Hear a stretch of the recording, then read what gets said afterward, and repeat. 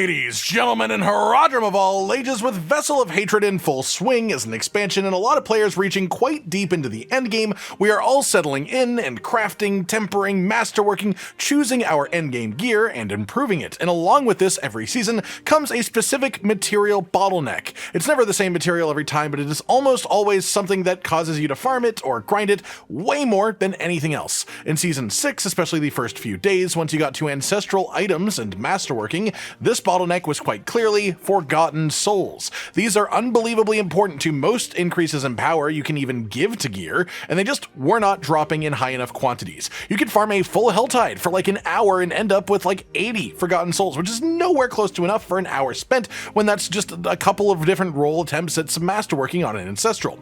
There were even bonus strategies coming from people who would do things like killing all the Helltide enemies on Torment 1 so you can collect even more cinders, and then moving up to Torment 4 for the actual spending the cinders on the chest, just so that the chest would actually reward more Forgotten Souls. The devs heard our response on this matter, however, and while they told us they were looking into it, I wasn't expecting anything to happen with this until next week at the earliest, really. But the fix was quick, and it looks to be pretty effective too.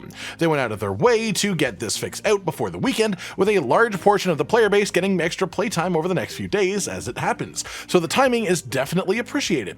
That said, let's look at the actual changes. For the most part, just increasing the amount of Forgotten Souls dropped from their original sources, with Torment 1 getting the amount tripled, Torment 2 getting a nice increase, Torment 3 being more than tripled, and Torment 4 being more than tripled as well. As well as that, a lot more guaranteed sources have been added into the game as well, and this should be the biggest difference on top of the previous one, with souls now dropping guaranteed from all dungeon boss kills, all Whisper Cache hand-ins, and all pit bosses as well, and also added to the end rewards in Kurask Undercity, the expansion activity. It'll obviously take a little bit before we see just how well this has fixed everything, but the fact that they have done a change not only this quickly, but it seems to be this massive and impactful of a step is very promising for the coming days and weeks in Diablo 4.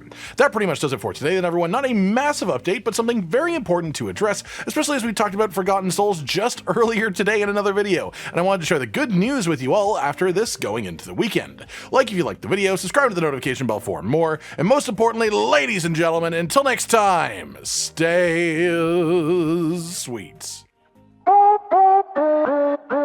Josh, Cotton, and Hollow with the videos, dropping the humor like a hammer on your tippy toes, bringing entertainment on a daily arrangement to take our insanity and turn it into entertainment. Yes, I said entertainment twice, to reiterate that it is nice to look into your faces on a mostly daily basis when you let us in your homes to make the whole world a stage. Goodbye.